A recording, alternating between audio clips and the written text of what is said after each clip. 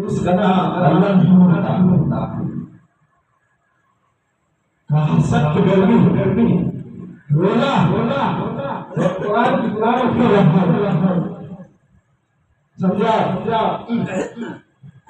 مدینہ شریف میں روزہ تبتی ہوئی دھوپ ہے اور 17 پارے ساری سے کر دیے سبحان اللہ بات نماز کہ دھوپ ہے روزہ ہوتا ہے اور کہہ رہے ہیں 17 پارے فجر سے جو بیٹھا ہوں تو ظہر تک 17 پارے پڑھ دیے آخری دل نے گواہی دی کہ مر جائے گا دل کا آواز آئی تو مر جائے گا نہیں دفن ہو جائے گا کہاں اثر کا وقت آ گیا کہ صحیح افطاری کا وقت آیا تو پانی پی کے کھجور کھا کے ہم نے اس روزے کو مکمل کیا رمضان میں جہاں تھا یعنی آج یہ جو مریدین ہیں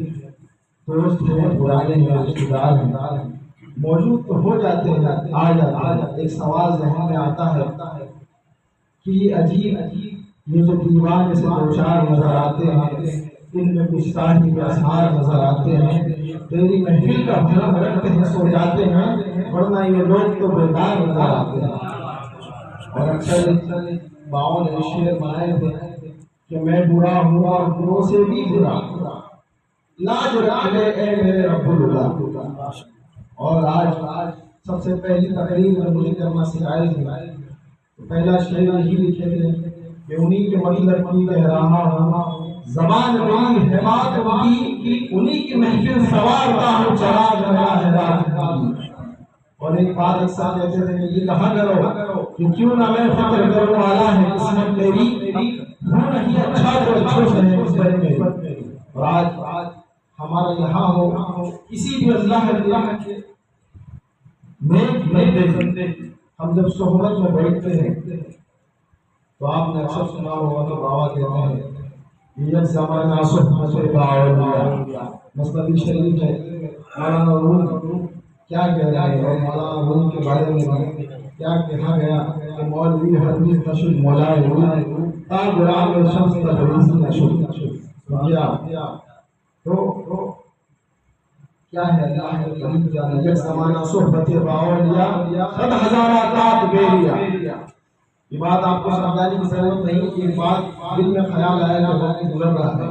اکثر لوگ بیٹھے ہوئے پریشان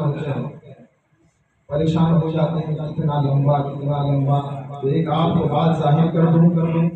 بنی اسرائیل کا ایک شخص آپ نے سنا ہوگا لیکن محبت میں اور محبت کی جھلکیاں بڑھانے کے لیے بتا رہا ہوں بنی اسرائیل کا قاتل شخص گناہگار بہت بڑا قتل کرنے والا گناہگار اچانک اللہ نے دل میں ڈال دیا جا فلا مقام پر ایک اللہ کا نبی رہتا ہے اللہ کا نبی رہتا ہے اس کے پاس جب توبہ کر لے تیرا کام ہو جائے گا اللہ کے نبی یعنی بنی اسرائیل کا شخص ہے اور چل گیا کہ ہاں اس نبی سے ملوں گا معافی ترافی رب سے کرواؤں گا اپنے گناہوں کو کم کرواؤں گا لیکن پہنچتا نہیں ہے ابھی پہنچا نہیں روح پرواز ہو گئی مر گیا انتقال ہو گیا اب فرشتے اس روح کو لے کر کھڑے ہوئے ایک نار کے لیے ایک جنت ایک جنت میں لے کے جانے کے لیے جہنم میں لے کے جانے کے معاملہ وہاں رک گیا بات کیا نکلی ایک فرشتے کی جماعت کہہ رہی ہے کہ یہ تیرے رب کے محبوب بندے تیرے نبی کی بارگاہ کے لیے چلا تھا اسے جنت میں جانے دو دوسرا فرشتہ کہتے نہیں ہم نے جو لکھا ہے قاتلین نے لکھا ہے کہ گناہگار ہے یہ قاتل ہے اس نے بہت قتل کیے ہیں اسے کیسے بخش دے اسے کیسے جانے دے جنت میں جہنم اس کا پروانہ ہے اب فیصلہ رب کے اوپر چھوڑا گیا اور رب کی شان آپ جانے کہ اس کی شان میں سب سے زیادہ جو الفاظ رحیم ہے کریم ہے سمجھے بس میرے گناہ زیادہ ہے یا تیری رحمت کریم تو ہی حساب کر کے بتا دے جب یہ شعر سنتے ہیں تو اکثر گناہگار یہ سوچے کہ رب کی رحمت اگر چھوڑ دے تو پھر وہ بخشنا ہی ہے. لہذا جب رب کے اوپر فیصلہ پڑا تو میرا رب فرماتا ہے کہ یہ میرے محبوب کی راہ میں نکلا تھا، بھلے سے یہ پہنچا نہ ہو لیکن اس کی نیت اور اس کا ارادہ یہی تھا کہ میرے نبی کو دیکھوں گا، ان کا دیدار ہوگا، ان کے صدقے ان کے وسیلے سے میں بخش لیا جاؤں گا. تو آج ہمارے پاس بہت بڑے وسیلے ہیں اور ایک اور وسیلہ شامل ہو گیا. اکثر بزرگ کہتے ہیں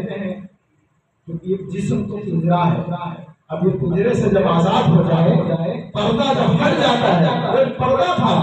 اب اس پردے سے ہٹ گئے. اب آپ تصور کریں کہ اب مصطفیٰ سے کس طرح ملاقات ہوتی، صحابی پاک سے کس طرح ملاقات ہوتی. نظام الدین اولیاء کا قصہ میں آپ کو سنا دوں، بات خدا بھی نہیں کرتا ہوں. آپ اکثر سوچتے ہیں کہ کیسے کیا معاملہ ہوتا ہے. حلوائی کی دکان پر ایک شخص کھڑا ہے، حلوائی سے لڑ رہا ہے کہ حلوا فری میں دیتا ہے کہ نہیں، تیری دکان پلٹ دوں. نظام الدین اولیاء رحمۃ اللہ علیہ اس شخص کی بات کو سنتے ہیں، کھڑے ہو جاتے ہیں اور مراقبے ہو جاتے ہیں کہ کس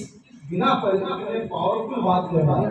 کس بنا پر اتنی طاقتور بات کر رہا ہے کہ تیری دکان پلٹ دوں گا. آپ نے مراقبہ کیا، دیکھا اس میں کوئی کمال